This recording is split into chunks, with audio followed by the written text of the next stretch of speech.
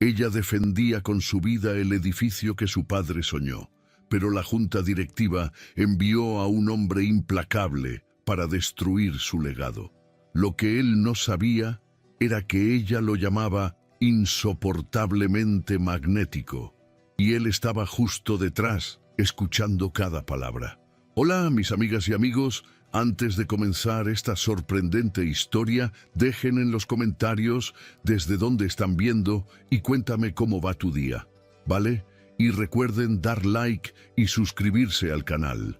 El olor a polvo de hormigón y el agudo chirrido de una sierra cortando acero eran el perfume y la música que componían la banda sonora de la vida de Clara Robles.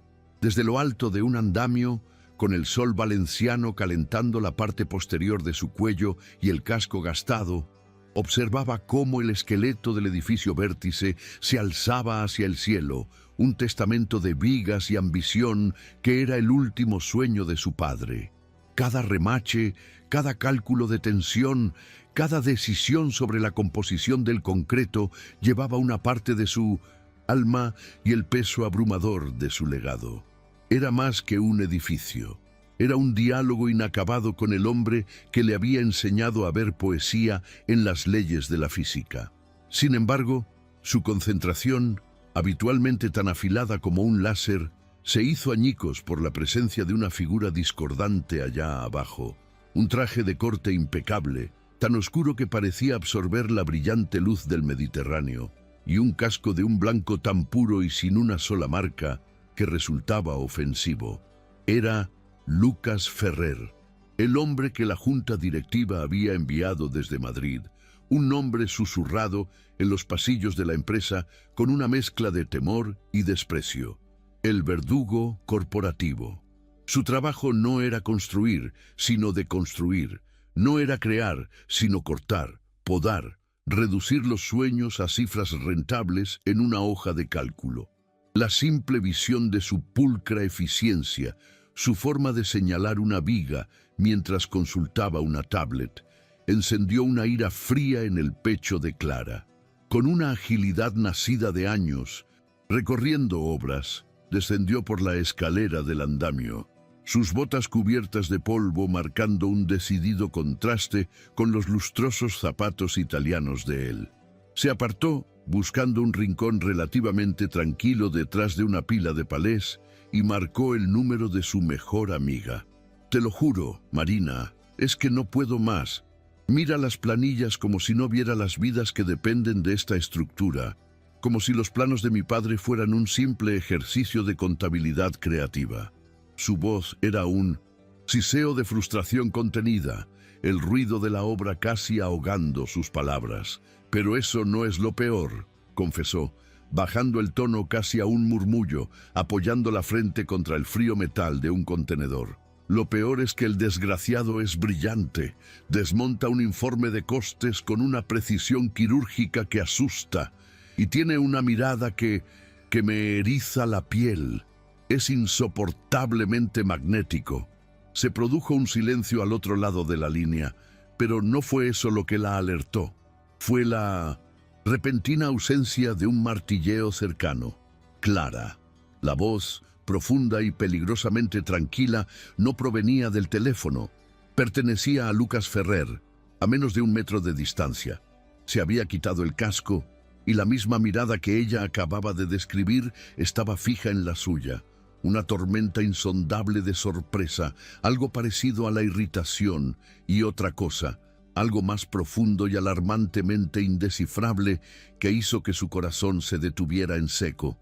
El instante que siguió a sus palabras se extendió hasta el infinito, un vacío tenso y silencioso en medio del estruendo incesante de la construcción. Clara sintió cómo la sangre abandonaba su rostro, dejándola fría a pesar del calor sofocante de la tarde. El teléfono seguía pegado a su oreja. La voz lejana de Marina preguntando, «¿Clara? ¿Estás ahí?» Era un eco de un mundo que había dejado de existir. Sus ojos estaban anclados en los de Lucas Ferrer, un abismo de color avellana que en ese momento no reflejaba al pragmático director de Mineros operaciones, sino a un hombre genuinamente sorprendido, cuya máscara de control corporativo se había agrietado por una fracción de segundo. Él sostenía su casco blanco inmaculado en una mano, mientras que la otra estaba metida en el bolsillo de su pantalón, un gesto que podría haber sido casual si no fuera por la tensión visible en su mandíbula. Clara cerró la llamada sin despedirse, su pulgar torpe al pulsar la pantalla. Quería que la tierra se la tragase, que una de las grúas gigantes la levantara y la depositara en otra ciudad, en otra vida donde no acabara de cometer el mayor error profesional y personal imaginable. Señor Ferrer, yo no sabía que estaba ahí, balbuceó, las palabras tropezando unas con otras. Un patético intento de reconstruir una dignidad que se había pulverizado. Él no sonrió, no frunció el ceño, simplemente la observó, y esa neutralidad era casi peor que la ira. «Es evidente», respondió él, su voz un barítono controlado que sin embargo parecía vibrar con una corriente subterránea. «Ha sido una descripción muy gráfica, señorita Robles, insoportablemente magnético», repitió sus propias palabras como si las estuviera probando, analizándolas en busca de algún significado oculto, y cada sílaba fue una pequeña tortura para Clara. Ella se irguió, la humillación dando paso a una oleada de orgullo defensivo. Era la ingeniera jefa, la guardiana de aquel lugar, y no se dejaría intimidar. Mis conversaciones privadas, por muy poco profesionales que hayan sido en este caso, no forman parte de su auditoría. Si me disculpa, tengo que supervisar la prueba de tensión de los anclajes del sector oeste. Se giró para marcharse, pero su voz la detuvo de nuevo, esta vez más afilada. Su conversación, señorita Robles, acaba de convertirse en un factor relevante, sobre todo la parte de mi supuesta ignorancia sobre las vidas que dependen de esta estructura. Tendremos nuestra primera reunión de auditoría mañana a las 8 en punto en su oficina. Espero que venga preparada para defender cada céntimo de este proyecto, no solo con magnetismo, sino con datos irrefutables. La noche previa a la reunión fue una larga vigilia autoimpuesta. Clara se encerró en la oficina del sitio, un espacio prefabricado que olía a café rancio, ozono de la impresora de planos y a su propia ansiedad. Sobre la gran mesa de trabajo, extendidos como un mapa de su propio corazón, se encontraban los planos originales del edificio Vértice. A su lado, el objeto más sagrado de su universo personal, el diario de su padre. Un cuaderno de tapa dura y cuero gastado, lleno no solo de cálculos y fórmulas incomprensibles para un lego, sino también de bocetos, reflexiones y anotaciones escritas con una caligrafía elegante y precisa. La estructura no solo debe desafiar la gravedad, debe bailar con ella, había escrito su padre en una de las páginas. Para Clara, este diario era un ancla y una brújula. Era la prueba tangible de que el edificio no era una mera acumulación de acero y cristal, sino la culminación de una filosofía, la materialización de una visión que trascendía la funcionalidad para rozar el arte. Sentía la presión de ser digna de ese legado, una lucha constante contra la sombra de su apellido. En el competitivo mundo de la ingeniería civil siempre había alguien dispuesto a susurrar que Clara Robles estaba donde estaba solo por ser la hija de Alejandro Robles. Por eso trabajaba el doble, estudiaba el triple y se exigía una perfección casi inhumana. Su deseo más profundo era que, un día, alguien mirara el edificio Vértice y dijera: «Esa es la obra maestra de Clara Robles», y que el nombre de su padre fuera un añadido de orgullo, no la única razón de su existencia. El murmullo de su equipo al día siguiente, la lealtad en los ojos de su jefe de obra, Javier, contrastaba con la sonrisa calculadora de Ricardo Vargas, el ingeniero senior que la observaba desde el otro lado de la sala de reuniones. Ricardo, con su aire de superioridad y sus comentarios condescendientes velados de profesionalismo representaba todo lo que ella detestaba: la ambición sin pasión, la técnica sin alma. Él creía que el proyecto debería haber sido suyo y no perdía oportunidad para sembrar dudas sobre su gestión sentimental. La llegada de Lucas Ferrer no había hecho más que darle a Ricardo una nueva y poderosa audiencia para sus insidias, transformando la presión corporativa en una amenaza personal y palpable que amenazaba con devorarla. A las 8 en punto, la puerta de la oficina se abrió y Lucas Ferrer entró, puntual hasta el segundo. No llevaba el traje de la obra, sino una camisa blanca perfectamente planchada y unos pantalones de tela gris que acentuaban una formalidad que convertía el pequeño espacio en algo aún más claustrofóbico. Ricardo Vargas se deslizó a su lado, con una carpeta bajo el brazo y una expresión de diligencia servil. La reunión comenzó con una frialdad cortante. Lucas no hizo ninguna referencia a su encuentro del día anterior.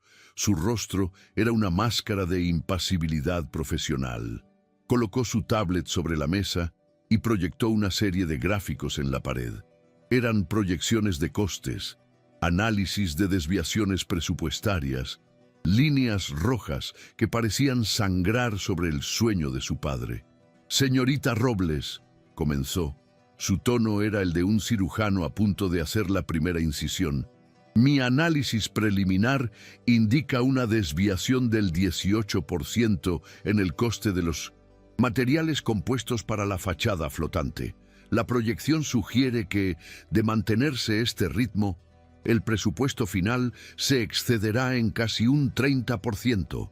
La alternativa estándar reduciría ese coste a la mitad». Clara sintió una oleada de furia.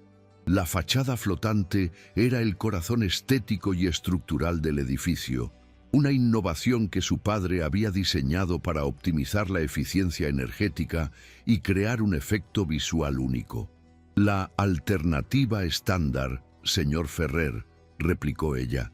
Su voz firme, a pesar del latido acelerado de su corazón, aumentaría el peso total de la estructura en 12 toneladas por planta, lo que requeriría un refuerzo en los cimientos que no está presupuestado y que, irónicamente, costaría más a largo plazo. Además, el compuesto que elegimos tiene una vida útil estimada 50 años superior y reduce los costes de climatización en un 20% anual. El legado de mi padre no es un capricho, es ingeniería de vanguardia. Cada euro que usted ve como un exceso, yo lo veo como una garantía contra el fracaso y una inversión en sostenibilidad. Presentó sus propios datos, simulaciones de carga, informes de durabilidad, análisis de eficiencia energética. Por cada cifra roja de Lucas, ella tenía una respuesta, un dato técnico, una justificación basada en la ciencia, no en el sentimiento. Ricardo intervino, su voz untuosa llenando el silencio tenso. Quizás, si se hubiera considerado una fase de prototipado más conservadora, podríamos haber identificado materiales más eficientes. La pasión es un gran motor, pero a veces nos ciega ante la realidad del mercado. Clara lo fulminó con la mirada, pero fue la reacción de Lucas la que la sorprendió. Él levantó una mano para silenciar a Ricardo, sin apartar los ojos de Clara. Por un instante vio un destello de algo en su mirada. No era acuerdo, pero era respeto. Un reconocimiento a regañadientes de su competencia. Sus datos son convincentes, admitió Lucas lentamente. Pero la Junta no escucha el lenguaje de la sostenibilidad a largo plazo, escucha el de los beneficios trimestrales. Necesito un plan para mitigar este sobrecoste ahora, no dentro de 50 años. La batalla no había terminado. Simplemente se había vuelto más compleja. La tensión entre ellos, lejos de disiparse, cristalizó en una atmósfera de guerra fría profesional.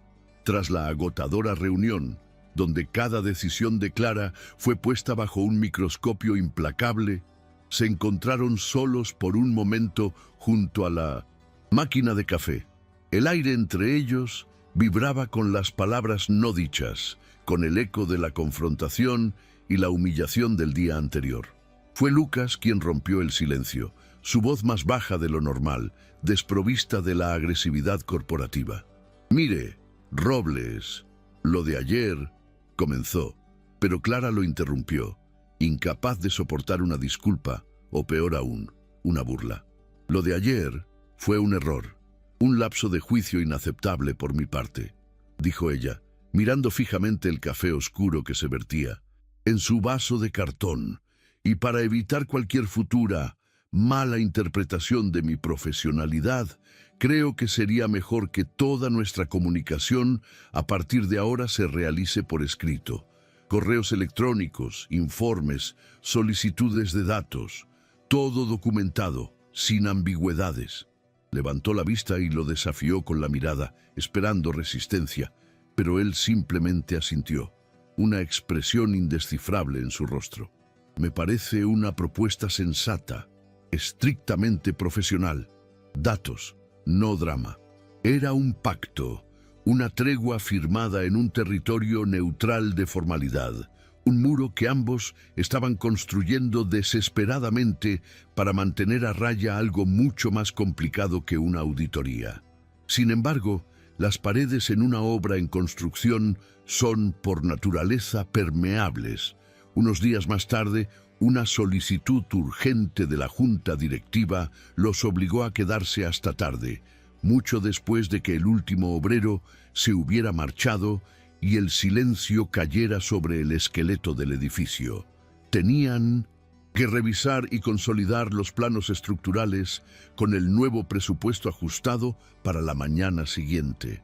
La oficina se sentía diferente por la noche, un oasis de luz en medio de la vasta oscuridad de la estructura a medio construir. Durante horas trabajaron en un silencio casi absoluto, roto solo por el clic de los teclados y el susurro del papel de los planos al ser desenrollados. La frustración crecía a medida que un software de modelado 3D se negaba a procesar un cambio complejo en la curvatura de la fachada. «Maldita sea», masculló Clara, frotándose los ojos cansados. «Este programa tiene menos lógica que un político en campaña». Para su sorpresa, una sonrisa fugaz tiró de la comisura de los labios de Lucas. «Mi padre decía que la única diferencia entre la ingeniería y la magia negra era que los ingenieros al menos fingían tener una explicación racional cuando algo explotaba». Clara lo miró, sorprendida por la inesperada confidencia y el destello de humor seco. Una pequeña risa se le escapó, un sonido genuino y espontáneo que pareció sorprenderla a ella misma. «El mío decía que un pesimista construye un búnker, pero un ingeniero optimista es el que diseña un rascacielos. Supongo que mi padre era un optimista incurable». Por primera vez se miraron no como adversarios, sino como dos personas unidas por un lenguaje común de estrés, plazos imposibles y quizás la herencia de padres soñadores. El muro que habían construido tan cuidadosamente acababa de mostrar su primera grieta. La tregua tácita, nacida de la fatiga compartida y un humor inesperado, se extendió por el resto de la noche. Descubrieron un ritmo de trabajo sorprendentemente eficaz, sus habilidades complementándose de una manera que ninguno de los dos hubiera anticipado. La mente financiera y estratégica de Lucas identificaba los cuellos de botella presupuestarios, mientras que el genio técnico de Clara ideaba soluciones estructurales que a menudo resultaban no solo más seguras, sino también, a largo plazo, más económicas, validando su defensa inicial en la reunión. Se movían por la oficina, ahora convertida en su santuario nocturno, compartiendo un termo de café y discutiendo sobre la resistencia a la tracción de las aleaciones de titanio con la misma facilidad con la que otros hablarían del tiempo. Clara se encontró observándolo cuando él no se daba cuenta, fascinada por la intensidad de su concentración, por la forma en que su ceño se fruncía al analizar una compleja proyección de flujo de caja. Se dio cuenta de que su inteligencia, la misma que había descrito a Marina como aterradora, era también profundamente atractiva cuando no estaba dirigida contra ella. Lucas, por su parte, se vio cautivado por la pasión que irradiaba de Clara. No era una pasión ciega y sentimental, como Ricardo había insinuado, sino una devoción informada, una comprensión casi simbiótica de la estructura que estaba creando. La veía trazar líneas en un plano con una mano firme y segura, explicando conceptos de ingeniería complejos con una claridad y una elegancia que eran, a su manera, una forma de arte. La admiraba, y esa admisión silenciosa lo inquietaba profundamente, porque la admiración era una emoción que había enterrado hacía mucho tiempo, junto con los restos de la empresa de su propia familia, destruida por un proyecto de ensueño muy parecido a este. Terminaron el informe justo cuando los primeros rayos del alba teñían de rosa el cielo sobre Valencia, iluminando la silueta de 1200. Su edificio. El silencio que cayó entre ellos estaba lleno de una nueva conciencia, una mezcla de agotamiento, satisfacción y una tensión que ya no era puramente profesional. Se quedaron de pie junto a la enorme maqueta del edificio Vértice, una réplica perfecta y en miniatura de su campo de batalla y ahora de su terreno común. Va a ser increíble, dijo Lucas, su voz apenas un susurro, rompiendo el hechizo. Sus ojos no estaban en la maqueta, sino en Clara, cuyo rostro estaba iluminado por el resplandor de la lámpara de escritorio y la suave luz del amanecer. Mi padre siempre decía que no construía edificios, sino que esculpía el horizonte, respondió ella, su mirada perdida en la intrincada estructura en miniatura. Quería dejar algo que hiciera que la gente levantara la vista y se sintiera un poco menos atada al suelo. En ese momento, en la quietud de la oficina, el muro entre ellos pareció disolverse por completo, dejando al descubierto la vulnerable verdad de dos personas que, a pesar de sus roles opuestos, entendían perfectamente el poder y el peligro de un gran sueño. Los días siguientes transcurrieron bajo una nueva dinámica, una compleja danza de formalidad pública y complicidad privada. Sus correos electrónicos seguían siendo un modelo de comunicación corporativa, concisos y llenos de datos, pero las miradas que intercambiaban en las reuniones o en la obra contenían volúmenes de conversación no escrita. Ricardo Vargas los observaba con una suspicacia creciente, notando el cambio en su interacción, la forma en que las discusiones que antes eran batallas campales ahora se resolvían con una eficiencia casi telepática. Sus intentos de socavar la autoridad de Clara ante Lucas ahora caían en oídos sordos, lo que solo servía para alimentar su resentimiento y su determinación de demostrar que ella era un error costoso. Una noche, Clara se quedó trabajando sola en la sala de maquetas, buscando inspiración en el diario de su padre para resolver un problema con el sistema de contrapesos del ascensor panorámico. Estaba tan absorta en los bocetos y las ecuaciones de su padre que no oyó los pasos que se acercaban por el pasillo silencioso. La luz de la oficina creaba largas sombras que bailaban sobre las paredes cubiertas de planos, haciendo que la maqueta del Vértice pareciera una ciudad en miniatura, solitaria y expectante. La obra afuera estaba en silencio, un gigante dormido bajo el manto de la noche valenciana, esperando el amanecer para reanudar su ruidoso crecimiento. El aroma del pegamento especial para maquetas y el papel viejo del diario llenaban el aire, un perfume que para Clara era sinónimo de hogar y de desafío. Estaba trazando con el dedo una de las ideas casi ilegibles de su padre, una solución tan audaz que rozaba la locura, cuando una sombra se proyectó sobre la mesa. Levantó la vista sobresaltada y su corazón dio un vuelco. Lucas estaba de pie en el umbral de la puerta, su silueta recortada contra la luz más brillante del pasillo. No llevaba su armadura corporativa, solo una camisa con las mangas arremangadas que revelaba unos antebrazos fuertes.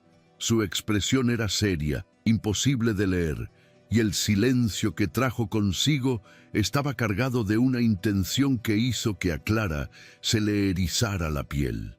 Se quedó allí, mirándola, y por un momento ninguno de los dos habló. El único sonido era el zumbido distante de un generador de emergencia. Finalmente, él dio un paso hacia el interior de la habitación, rompiendo la quietud. Su voz, cuando habló, fue baja pero clara y resonó en el espacio íntimo con el peso de algo que había sido aplazado durante demasiado tiempo. «Clara», dijo, usando su nombre de pila por primera vez en un contexto que no era ni accidental ni profesional. «Tenemos que hablar de lo que escuché en la obra». La pregunta de Lucas quedó suspendida en el aire denso de la sala de maquetas, cargada con el peso de días de tensión no resuelta. Clara sintió un calor vergonzoso subir por su cuello, una reacción visceral que odió por su falta de control. Se preparó para la burla, para el recordatorio condescendiente de su falta de profesionalidad. Sin embargo, el tono de Lucas no era acusatorio, era extrañamente neutro, casi analítico, lo que de alguna manera lo hacía todo más desconcertante. «No tienes que responder», continuó él, dando otro paso lento hacia la habitación, sus ojos fijos en los de ella. «Ya sé la respuesta. Fui arrogante. Aparecí aquí como el enemigo y actué como tal. Tuve la descripción que me merecía». Clara se quedó sin palabras. Todos sus escudos defensivos y réplicas sarcásticas se desvanecieron ante su inesperada franqueza. Lo que esperaba era una confrontación. Lo que estaba recibiendo era algo mucho más parecido a una confesión. Él se detuvo junto a la maqueta, sus dedos rozando delicadamente el borde de uno de los edificios en miniatura, aunque su mirada nunca abandonó la de ella. «Pero es la otra parte», dijo en voz baja, «la parte del desgraciado brillante y lo magnético, lo que necesito entender, porque entra en conflicto directo con mi función aquí, Clara. Mi trabajo se basa en ser predecible, en ser una hoja de cálculo humana. Mi presencia no debería generar magnetismo, debería generar eficiencia y miedo si es necesario». La honestidad cruda de sus palabras la desarmó por completo. Vio en él, por primera vez, no al verdugo corporativo, sino a un hombre lidiando con sus propias contradicciones, un hombre que llevaba su reputación como una armadura que quizás le pesaba más de lo que dejaba ver. «Fue una estupidez», admitió ella, su voz apenas un susurro. «Una forma infantil de desahogar la frustración. Estás poniendo en peligro el trabajo de mi padre. Es personal para mí». «Lo sé», asintió él. Y entonces hizo algo que lo cambió todo. Se apoyó en la mesa, creando una intimidad repentina en el espacio que los separaba. Y su voz se tornó aún más confidencial. «Mi familia tenía una constructora, pequeña, pero respetada. Mi padre era como el tuyo, un visionario. Tenía un proyecto soñado, un complejo residencial ecológico que iba a cambiarlo todo. Invirtió todo en él. Su pasión era contagiosa, magnética». Usó la palabra deliberadamente, pero ignoró las señales, los sobrecostes, la realidad del mercado. La empresa quebró, lo perdimos todo. Aprendí de la peor manera posible que los sueños, sin un ancla de pragmatismo, se convierten en pesadillas financieras que se llevan por delante la vida de la gente. Por eso soy quien soy, por eso miro las hojas de cálculo y no los horizontes, porque sé lo que ocurre cuando nadie lo hace. El silencio que siguió a su revelación fue profundo y transformador. En cuestión de minutos, Lucas Ferrer había pasado de ser un antagonista bidimensional a un hombre forjado en el fuego de una pérdida que reflejaba, de una manera terriblemente familiar, los propios miedos de Clara. La armadura de pragmatismo implacable que él vestía no era una elección, sino una cicatriz. Ella lo comprendió con una claridad abrumadora. Su cinismo no nacía de la falta de pasión, sino del terror a sus consecuencias. Dejó el diario de su padre sobre la mesa y se acercó un poco más, su lenguaje corporal suavizándose, perdiendo la rigidez defensiva. «Lo siento», dijo, y las palabras eran absolutamente sinceras. «No tenía ni idea. Para mí, este edificio es la única forma de mantener vivo el sueño de mi padre. Para ti, es un recordatorio del sueño que destruyó al tuyo». Sus miradas se encontraron sobre la réplica perfecta del edificio Vértice, y la estructura en miniatura se convirtió de repente en un símbolo de su conflicto compartido, de la batalla universal entre la visión y la viabilidad. Lucas exhaló lentamente, un suspiro que parecía llevar el peso de años de control reprimido. «No quiero destruir el legado de tu padre, Clara, pero no puedo permitir que se convierta en una repetición de mi propia historia. Por eso tengo que cuestionarlo todo, cada factura, cada decisión». «Entonces no me trates como a una niña sentimental que juega con la herencia de papá», replicó ella, recuperando parte de su fuego. Pero esta vez no era ira, sino una petición de igualdad. «Trátame como la ingeniera jefa de este proyecto. Desafía mis datos, no mi dedicación». Él la observó durante un largo momento, su expresión seria. Luego asintió. «De acuerdo, sin más suposiciones, solo hechos». Extendió la mano, no para un apretón formal, sino en un gesto abierto, una invitación a una nueva clase de alianza. «Empecemos de nuevo. Soy Lucas Ferrer y estoy aquí para asegurar que el edificio Vértice no solo sea una obra maestra de la ingeniería, sino también un éxito rotundo que no deje víctimas a su paso». Clara vaciló solo un instante antes de poner su mano en la de él. Su piel era cálida y firme, un contraste tangible con la frialdad que él solía proyectar. «Soy Clara Robles», respondió, «y voy a demostrarte que la genialidad y la rentabilidad no tienen por qué ser enemigas». En ese apretón de manos, algo fundamental cambió. El campo de batalla se convirtió en una mesa de negociación, y el muro entre ellos se transformó en un puente, frágil y recién construido, pero un puente al fin y al cabo. Aquel nuevo entendimiento redefinió por completo su forma de trabajar. Las reuniones, aunque seguían siendo rigurosas, perdieron su filo antagónico y se convirtieron en sesiones de resolución de problemas increíblemente productivas. Clara, sintiéndose respetada y no juzgada, se abrió de una forma que nunca antes había hecho. Una tarde, mientras revisaban los planos del sistema de climatización, ella lo llevó a un rincón de la oficina y abrió el diario de su padre en una página específica. «Mira», le dijo señalando un boceto complejo, «la mayoría de los sistemas de ventilación en rascacielos luchan contra la convección natural. Mi padre diseñó esto para que la aprovechara.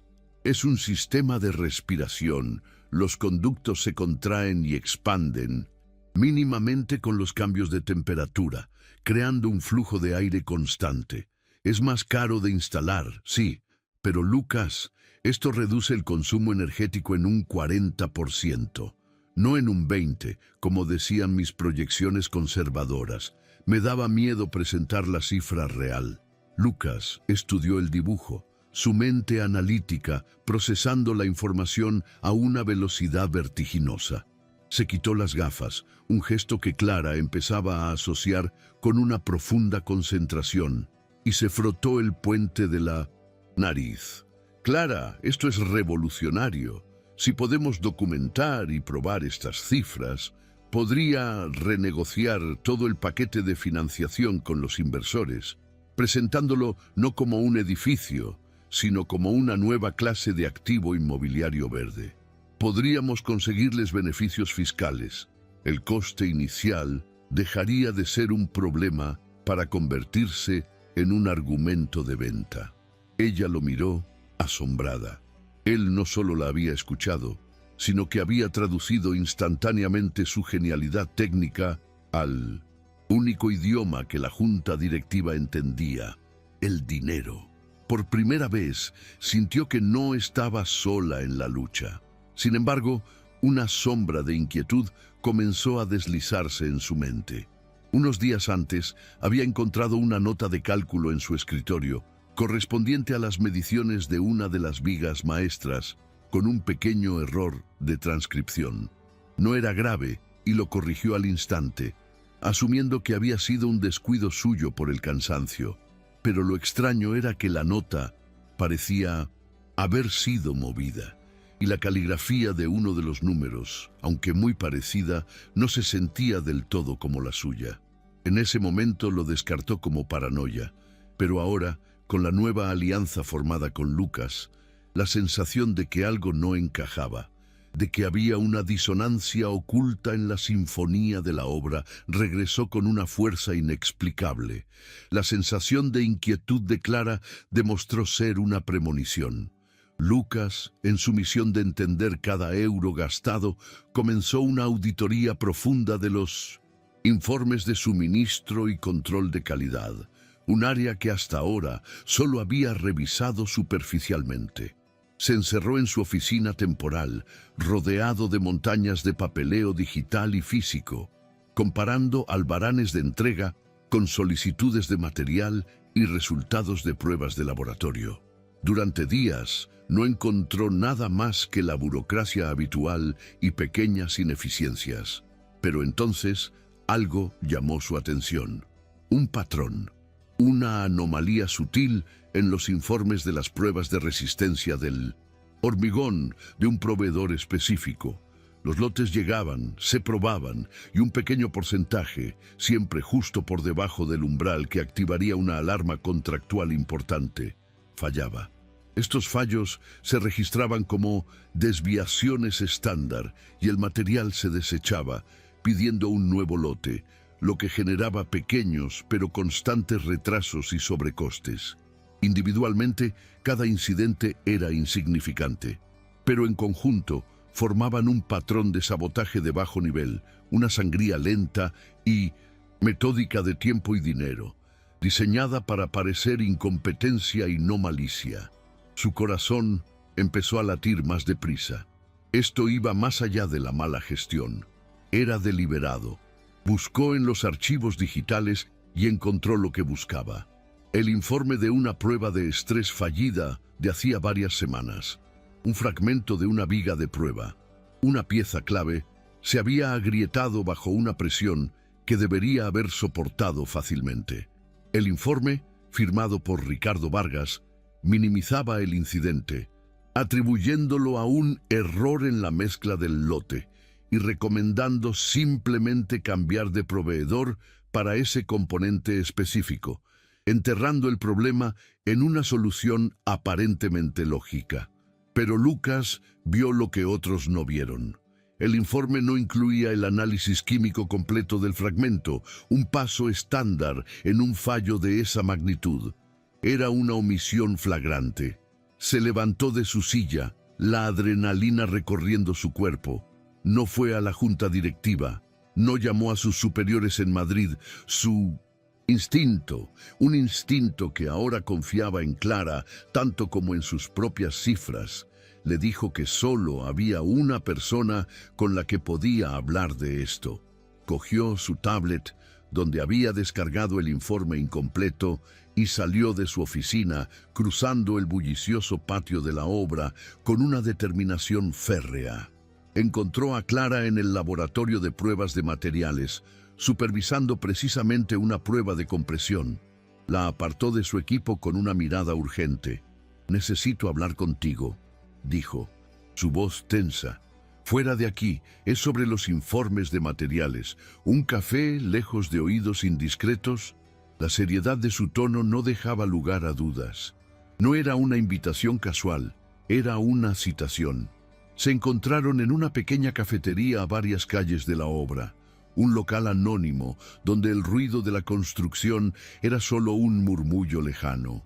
La normalidad del lugar, el aroma a café recién hecho y el sonido de las tazas contrastaba violentamente con la tensión que emanaba de Lucas. Tan pronto como se sentaron en una mesa apartada, él le pasó su tablet. «Lee esto», ordenó, su voz apenas un susurro. «Es el informe sobre el fallo de la viga de prueba PV7 del mes pasado. Presta atención a lo que no está ahí». Clara leyó el documento, sus ojos de experta recorriendo las cifras y los términos técnicos. Al principio, no vio nada fuera de lo común, solo un informe rutinario que ya había revisado y firmado, confiando en el resumen que Ricardo le había proporcionado. Pero entonces, guiada por la advertencia de Lucas, lo notó. La ausencia del espectrograma de masas y del análisis de difracción de rayos X. «No hicieron el análisis químico completo», dijo, levantando la vista hacia él, una chispa de alarma en sus ojos. «Ricardo me dijo que el laboratorio externo estaba saturado y que, como el fallo era claramente por un error de mezcla, no era necesario para no causar más retrasos. Dijo que se encargaría». Lucas negó con la cabeza, su expresión sombría. «No fue un error de mezcla. He estado revisando los informes de todos los proveedores. Hay un patrón de fallos menores, de material defectuoso, todo lo suficientemente pequeño como para pasar por mala suerte o un control de calidad deficiente. Pero siempre le cuesta dinero y tiempo al proyecto. Alguien está introduciendo deliberadamente debilidades en la cadena de suministro para hacer que tu gestión parezca incompetente y derrochadora». Clara sintió un escalofrío recorrerla. Las piezas encajaron de golpe. La nota de cálculo alterada en su escritorio, la constante sensación de ir un paso por detrás, los comentarios insidiosos de Ricardo. «Esto no es mala gestión, Clara», continuó Lucas, inclinándose sobre la mesa, su intensidad creando una burbuja de privacidad a su alrededor. «Alguien está saboteando el proyecto desde dentro». El mundo pareció detenerse. La revelación no solo confirmaba sus peores temores, sino que los magnificaba. No se trataba solo de la presión corporativa o de su propia capacidad. Había un enemigo activo, invisible, que trabajaba desde las sombras para destruirla a ella y al legado de su padre. Estaban en un peligro mucho mayor de lo que habían imaginado. Ahora, no eran solo un ingeniero y un auditor, eran aliados secretos en una guerra silenciosa por el alma del edificio vértice. La adrenalina de la revelación, mezclada con la gratitud abrumadora de que él hubiera confiado en ella, creó una corriente eléctrica entre ellos. En el pequeño y anónimo café, rodeados de extraños, se miraron y supieron que habían cruzado un punto de no retorno. La vuelta a la obra fue silenciosa, ambos perdidos en sus pensamientos, procesando la enormidad de lo que acababan de descubrir. La cacofonía habitual de la construcción sonaba ahora diferente, casi amenazadora. Cada martillazo, cada orden gritada, cada movimiento de la grúa podía ser parte de la rutina o una pieza más del plan de un saboteador. Ya no confiaban en nadie más que en el otro. Se dirigieron directamente a la oficina de Clara, cerraron la puerta y bajaron las persianas, creando una fortaleza improvisada contra el mundo exterior. «Tiene que ser Ricardo», dijo Clara finalmente. La certeza en su voz era dura como el acero. «Siempre ha querido este proyecto. Cada fallo, cada retraso, lo ha utilizado para insinuar que soy demasiado sentimental para el trabajo. Está construyendo un caso contra mí, ladrillo a ladrillo defectuoso». Lucas caminaba de un lado a otro de la pequeña habitación, su mente trabajando a toda velocidad. «Estoy de acuerdo. Es el sospechoso más lógico. pero no tenemos pruebas. Acusar a un ingeniero senior de sabotaje sin una evidencia irrefutable sería un suicidio profesional. Nos destruiría a ambos y probablemente paralizaría el proyecto indefinidamente. La junta directiva odia los escándalos más que las pérdidas. Se detuvo frente a ella, la frustración y la intensidad brillando en sus ojos. Necesitamos encontrar esa prueba, algo que no pueda explicar. La atmósfera en la habitación estaba cargada, una mezcla de peligro, urgencia y una extraña euforia nacida de la alianza forzada. Estaban solos contra todos, y esa vulnerabilidad compartida los unió de una manera que meses de reuniones no podrían haberlo hecho. La proximidad, el secreto, la adrenalina, todo convergió en un momento de pura combustión. Lucas se acercó a ella, sus manos encontrando sus brazos como si necesitara anclarse. «Vamos a encontrarlo, Clara, juntos». Ella levantó la vista hacia él, su aliento atrapado en su garganta. Vio en su rostro no solo la determinación, sino también la preocupación, una preocupación genuina por ella. Y en ese instante, el torbellino de emociones se desbordó. No estaba segura de quién se movió primero, pero de repente sus labios se encontraron en un beso que no fue tierno ni dulce. Fue un beso desesperado, urgente, una colisión de dos mundos, el pragmatismo chocando con la pasión. Fue la liberación de toda la tensión acumulada, de la atracción prohibida, del miedo y de la repentina y abrumadora confianza. Cuando finalmente se separaron, jadeando, se quedaron mirándose, la magnitud de lo que acababa de suceder sumándose a la crisis que ya enfrentaban. Habían cruzado otra línea, una mucho más peligrosa y personal que la primera. Apenas habían tenido tiempo de procesar el beso y sus implicaciones cuando el ataque que temían se materializó, pero de una forma más astuta y pública de lo que habían previsto. A la mañana siguiente, mientras Clara dirigía una inspección de rutina en el piso 22, un fuerte estruendo metálico resonó en la estructura, seguido de gritos de alarma. Un pequeño andamio colgante, utilizado para la instalación de los paneles de la fachada, se había desprendido de uno de sus anclajes, quedando peligrosamente inclinado. Nadie resultó herido gracias a los arneses de seguridad, pero el incidente fue lo suficientemente visible y aterrador como para detener el trabajo en todo el sector.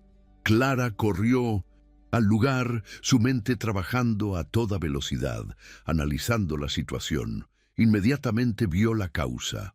Un perno de anclaje, uno de los cientos de miles en el edificio, se había cizallado limpiamente. Demasiado limpiamente. Parecía un fallo por fatiga del metal, algo casi imposible en una pieza tan nueva. Sabía, con una certeza helada, que no era un accidente. Ricardo apareció a su lado en cuestión de minutos. Su rostro, una máscara de grave preocupación que no engañó a Clara en lo más mínimo. «Inaceptable, Clara.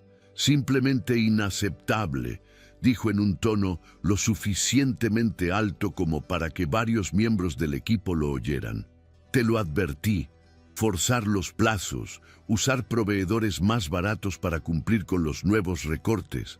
Estas son las consecuencias. La seguridad es lo primero».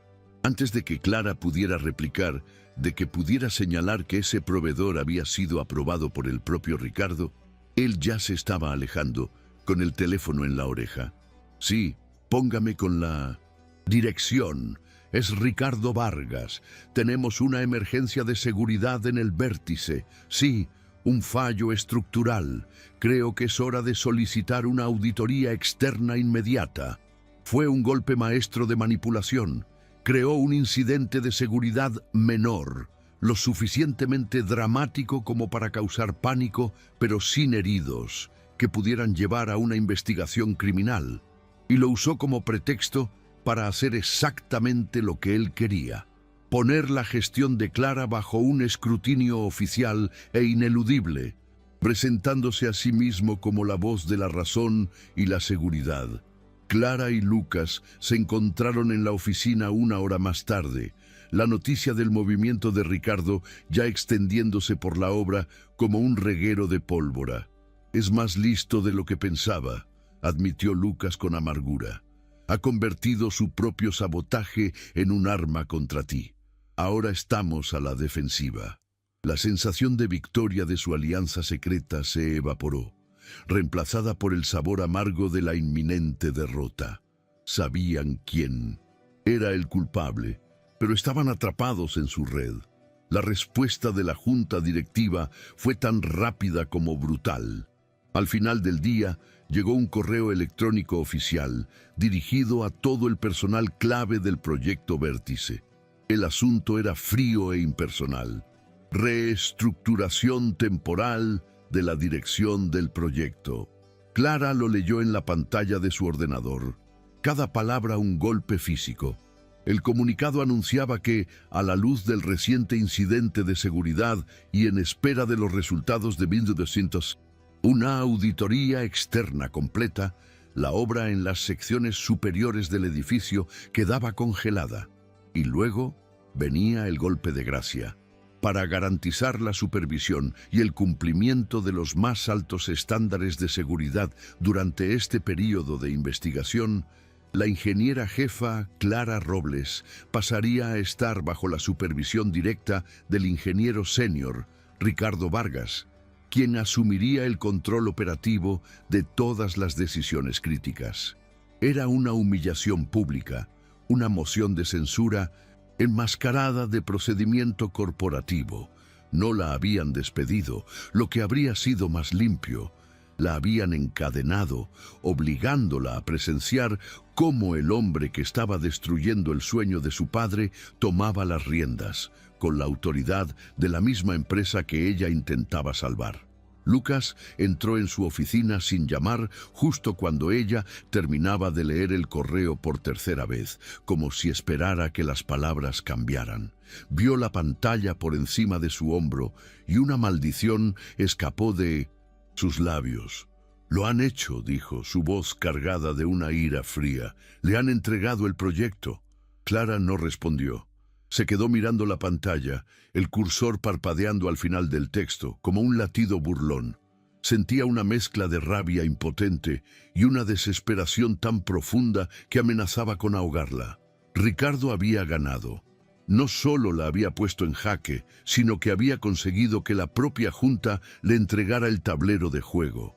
Se sentía atrapada, expuesta y completamente sola, a pesar de que Lucas estaba allí, a su lado, tan furioso como ella. La puerta de su propia oficina ya no se sentía como suya. El edificio que se alzaba fuera de su ventana, el legado de su padre, ahora estaba bajo el control de su peor enemigo. El correo electrónico no era solo un comunicado, era una sentencia. El silencio en la oficina de Clara, tras la lectura del correo electrónico, era pesado, denso como el hormigón fresco. Era el silencio de la derrota. Afuera, la obra seguía su ritmo, ajena a la decapitación de su liderazgo, pero para Clara todo se había detenido. Se sentía como un fantasma en su propio proyecto, una espectadora impotente del desmantelamiento de su vida. Lucas, de pie a su lado, emanaba una furia helada que era casi tan intensa como la desesperación de ella. Rompió el silencio, su voz un siseo bajo y controlado. «No pueden hacer esto, es una locura, poner a la serpiente a cargo del gallinero». Pero Clara sabía que sí podían. En el mundo corporativo, la percepción lo era todo, y Ricardo había orquestado una percepción impecable, la de un desastre evitado por su vigilante intervención. Los días que siguieron fueron una tortura metódicamente administrada. Ricardo asumió su nuevo rol con un deleite apenas disimulado, convocando reuniones en las que trataba a Clara con una condescendencia exasperante. Como le explicaba a la ingeniera Robles antes de que... Bueno, antes, decía delante del equipo, Necesitamos un enfoque más basado en los datos, menos pasional. Cada una de sus palabras era una humillación calculada, diseñada para erosionar la confianza que su equipo tenía en ella. Vio cómo la moral se desmoronaba, cómo sus más leales colaboradores la miraban ahora con una mezcla de lástima y confusión, obligados a seguir las nuevas y a menudo ilógicas directivas de Ricardo. Él empezó a revertir algunas de sus decisiones más innovadoras, reemplazando materiales de alta calidad por alternativas más baratas y de peor rendimiento bajo el pretexto de optimización de costes, despojando al edificio de su alma, pieza por pieza. Cada noche, Clara se iba a casa con el sabor a ceniza en la boca, el peso del fracaso aplastándola. El legado de su padre no solo estaba en peligro, estaba siendo activamente desfigurado, y ella estaba obligada a ser cómplice con su silencio.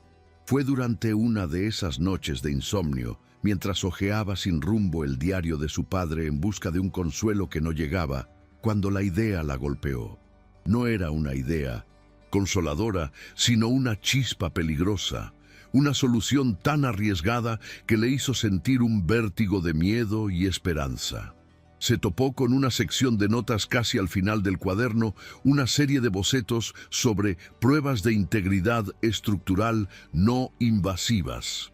Su padre había estado teorizando sobre el uso de ultrasonidos de alta frecuencia y análisis de resonancia para detectar microfisuras en el hormigón pretensado, mucho antes de que la tecnología fuera viable a gran escala. La idea era identificar puntos de fatiga sin necesidad de realizar pruebas destructivas, y en el margen una anotación casi ilegible. La verdadera prueba de una estructura no es cómo soporta el peso, sino cómo distribuye la tensión bajo coacción. Su canto armónico revela sus secretos. De repente Clara supo lo que tenía que hacer. Era una locura, un riesgo que podría acabar con su carrera para siempre, pero era la única oportunidad que les quedaba. A la mañana siguiente, interceptó a Lucas en el 200 aparcamiento. Lejos de oídos curiosos, le explicó el plan con una urgencia febril: realizar una prueba de resonancia no autorizada en la viga gemela a la que había fallado en el accidente de Ricardo. Si él introdujo un agente químico o alteró la composición para debilitar esa viga, es muy probable que lo hiciera en todo el lote para cubrir sus huellas, argumentó ella, sus ojos brillando con una intensidad que Lucas no le había visto en días. Con el equipo adecuado, podemos hacer que la viga cante, analizar su frecuencia de resonancia. Una viga sana tendrá una firma sónica perfecta. Una viga comprometida, aunque parezca intacta, sonará diferente. Tendremos una prueba física de la manipulación. Lucas la escuchó en silencio, su rostro una máscara de concentración. Sopesó los riesgos: allanamiento, uso no autorizado de equipos carísimos, la posibilidad de ser descubiertos y despedidos en el acto, enfrentándose quizás incluso a cargos legales. Pero luego miró a Clara y vio en ella no solo la desesperación, sino la brillantez indomable que se negaba a ser extinguida. La decisión estaba tomada. Esta noche, dijo él, su voz firme, necesitaremos desviar al guardia de seguridad, y yo sé exactamente cómo hacerlo. Esa noche, la obra se sentía como un territorio enemigo. La luna llena bañaba el esqueleto del edificio con una luz plateada y fantasmal, creando sombras que se movían y engañaban a la vista. Lucas, utilizando su conocimiento de los protocolos de seguridad de la empresa, había llamado al guardia nocturno, haciéndose pasar por un ejecutivo de la central, enviándolo a una supuesta inspección de emergencia en el perímetro opuesto del vasto terreno, dándoles una ventana de tiempo muy ajustada. Entraron por una puerta de servicio, sus movimientos sigilosos y sincronizados, la adrenalina afilaba cada uno de sus sentidos. El silencio dentro de la estructura era sobrecogedor, un contraste absoluto con el estruendo del día. Cada paso que daban resonaba en el hormigón Cada susurro parecía un grito. Llegaron al piso 22, el lugar del accidente, y localizaron la viga que necesitaban.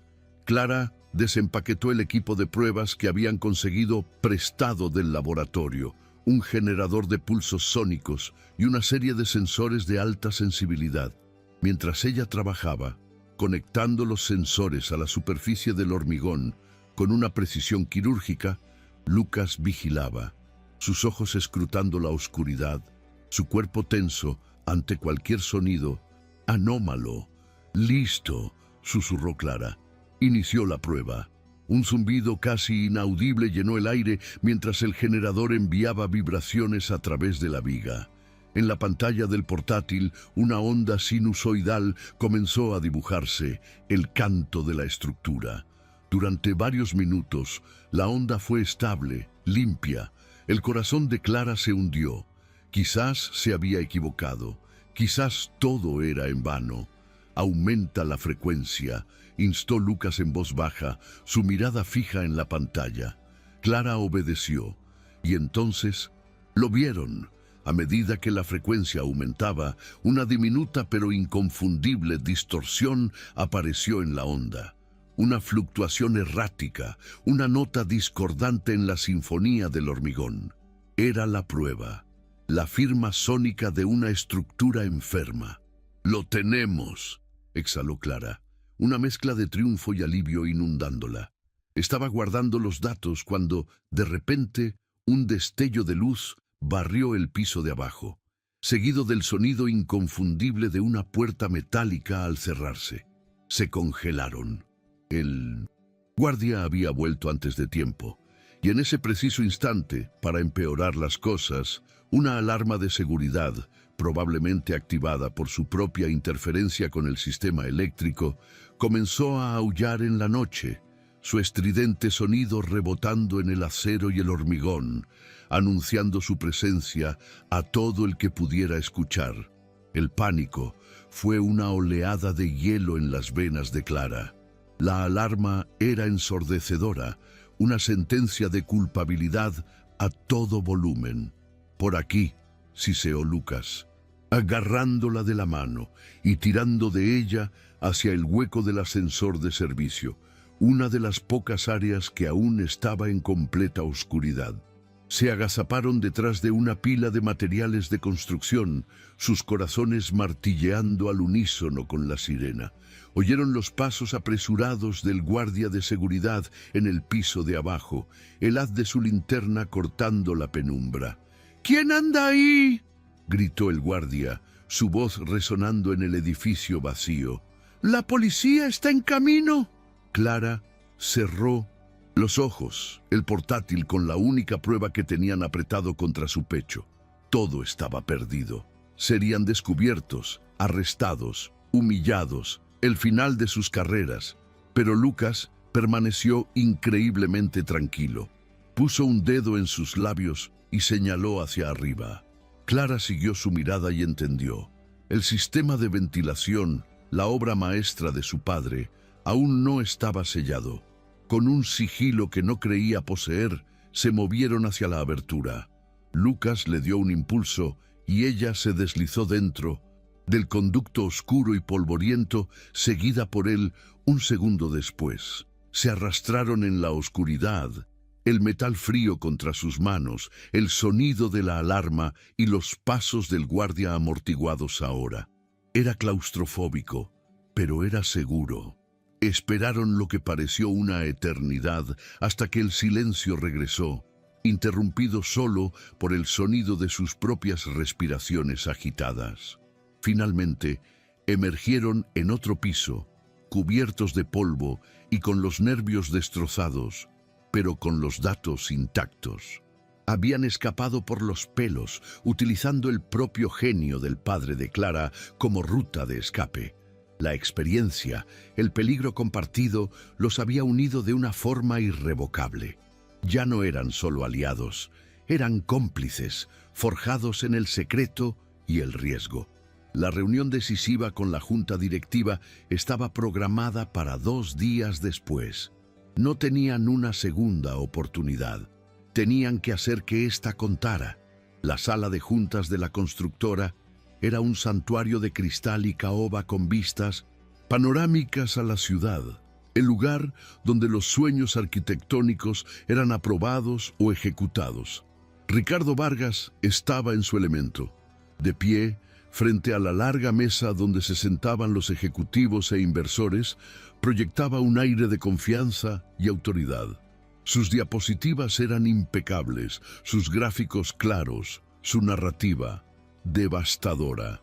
Con una elocuencia metódica, presentó un informe detallado que pintaba a Clara como una gestora bien intencionada, pero peligrosamente negligente, cuyas decisiones sentimentales habían puesto en riesgo no solo el presupuesto, sino también la seguridad del personal. El informe de la auditoría externa, que carecía de la información sobre el sabotaje, parecía confirmar sus afirmaciones. La conclusión es ineludible, dijo. Su tono era grave y solemne. El proyecto Vértice requiere un liderazgo pragmático y centrado en la seguridad para llevarlo a buen término. Propongo una reestructuración completa del equipo y un nuevo plan de ejecución. Estaba a punto de recibir su coronación. En ese momento, la puerta de la sala de juntas se abrió. Clara y Lucas entraron.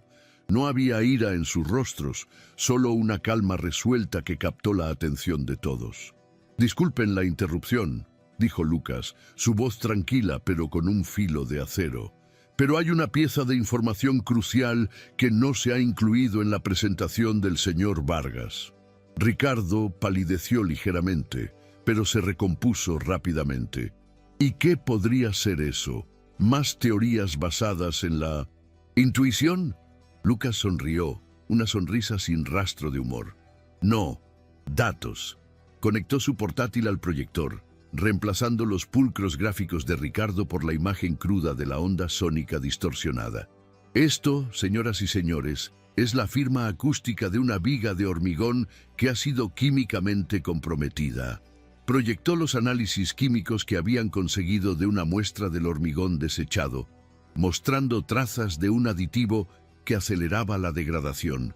Expuso el patrón de fallos, la supresión de informes, la evidencia irrefutable de un sabotaje sistemático diseñado para crear exactamente la crisis que Ricardo había resuelto tan convenientemente.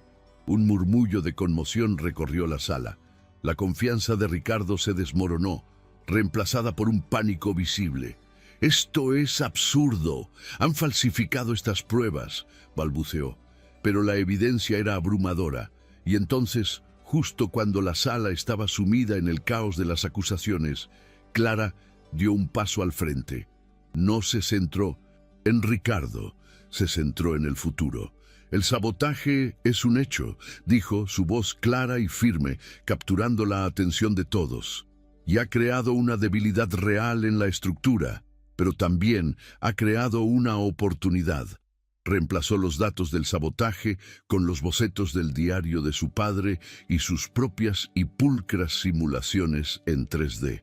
«Mi padre estaba desarrollando un concepto de esqueleto adaptativo. En lugar de simplemente reforzar las vigas comprometidas, podemos instalar un sistema de tendones, de tensión activa, controlados por sensores. Este sistema no solo contrarrestará la debilidad existente, sino que hará que todo el edificio sea más resistente a las cargas de viento e incluso a la actividad sísmica. Convertirá el punto más débil de la estructura en el más inteligente. Explicó la ingeniería, la ciencia, la visión, con una pasión y una claridad que dejó a la sala en silencio. «Y aquí está la mejor parte», concluyó, mostrando una última diapositiva. «La implementación de este sistema, aunque requiere una inversión inicial, es un 30% más barata que el plan de refuerzo y reemplazo propuesto por el señor Vargas y añade un valor incalculable al edificio en términos de seguridad e innovación». El silencio fue roto por el presidente de la Junta, pero antes de que pudiera hablar, Lucas tomó la palabra una última vez, su mirada fija en Clara, llena de una admiración sin límites. Durante semanas he estado analizando este proyecto buscando dónde cortar costes, dijo a la sala, y me equivocaba. La cuestión nunca fue cortar costes, sino invertir en la genialidad adecuada. El futuro de esta empresa y de este proyecto no está en la gestión del miedo, sino en la valentía de la innovación. El futuro está con ingenieros como Clara Robles. En ese momento, le cedió todo el poder, todo el reconocimiento, refrendándola de una manera tan pública e inequívoca que nadie en esa sala pudo dudar. Había usado su poder corporativo no para destruirla, sino para elevarla a la cima. La resolución fue rápida y definitiva. Ricardo Vargas, confrontado con la evidencia irrefutable y la brillantez de la contrapropuesta de Clara, se desmoronó. Fue despedido de manera fulminante y escoltado fuera del edificio por la seguridad, su carrera reducida a una caja de cartón con sus efectos personales. En la sala de juntas, la atmósfera había cambiado por completo. El pánico se había transformado en un respeto asombrado. El presidente de la junta se puso de pie y se dirigió a Clara, su tono formal pero con una calidez genuina. «Señorita Robles», dijo, «en nombre de todos los presentes le pido disculpas. Su plan no solo es brillante, sino que es exactamente la clase de visión que esta empresa necesita. El proyecto Vértice está, con efecto inmediato, bajo su total y completa autonomía. Tiene luz verde y todo nuestro apoyo». Clara sintió como si un peso que había estado cargando durante años, el peso no solo del proyecto, sino de la necesidad de probarse a sí misma, finalmente se desvanecía. Miró a Lucas, que le sonreía desde el otro lado de la sala, y en esa sonrisa vio la confirmación de todo por lo que había luchado. No solo había salvado el legado de su padre, lo había honrado al construir el suyo propio sobre sus cimientos. La victoria era total, y era más dulce de lo que jamás había imaginado, porque no la había conseguido sola. Había aprendido que la verdadera fuerza no residía en la autosuficiencia obstinada, sino en el coraje de confiar en la persona adecuada, en construir un puente humano tan sólido como cualquiera de los que diseñaba con acero y hormigón. 1 año y medio después, la noche de la inauguración del edificio Vértice, Valencia se extendía a sus pies como una alfombra de luces parpadeantes. Desde la terraza del último piso, el aire era fresco y olía a mar y a celebración. La música y las risas de la fiesta de gala llegaban como un murmullo suave, la banda sonora de su triunfo. Clara, con un elegante vestido que no era azul oscuro, sostenía una copa de champán, pero sus ojos estaban fijos en la placa de bronce junto a la entrada de la terraza. Edificio Vértice, leía. Visión de Alejandro Robles.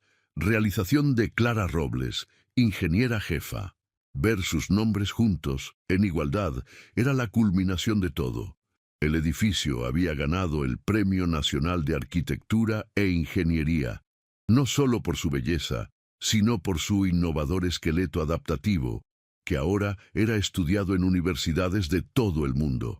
Clara se había convertido en uno de los nombres más respetados de su campo, no la hija de una leyenda, sino una leyenda por derecho propio. Sintió unos brazos rodear su cintura y el familiar aroma de la colonia de Lucas. «¿En qué piensa la ingeniera más brillante de España?», susurró él en su oído.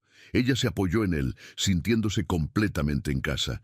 «En que mi padre estaría increíblemente orgulloso», dijo ella, su voz teñida de emoción. «Y en que tenía razón. Un ingeniero optimista puede construir cualquier cosa». Lucas le besó el hombro. «Bueno, nuestro último proyecto ha sido un éxito rotundo», dijo, mirando el horizonte que habían ayudado a esculpir. «Pero estaba pensando que es hora de empezar el siguiente». Clara se giró para mirarlo, una sonrisa curiosa en sus labios. «¿Así? ¿Y qué tienes en mente? ¿Un puente colgante? ¿Una ciudad submarina?» Lucas sonrió. La misma sonrisa que había vislumbrado por primera vez en la oficina Aquella noche tardía, llena de humor y calidez, sacó un pequeño folleto del bolsillo de su smoking. Era de un terreno en venta en la costa, con vistas al mar. Estaba pensando en algo un poco más pequeño, dijo, su voz bajando a un murmullo íntimo. Un proyecto propio, para nosotros. Es hora de que construyamos nuestro hogar. Clara lo miró, y en sus ojos vio toda una vida de planos por dibujar, de cimientos por poner, de estructuras por levantar, juntos. El futuro era un edificio por diseñar, y por primera vez no sentía el peso de un legado, sino la ligereza de un comienzo.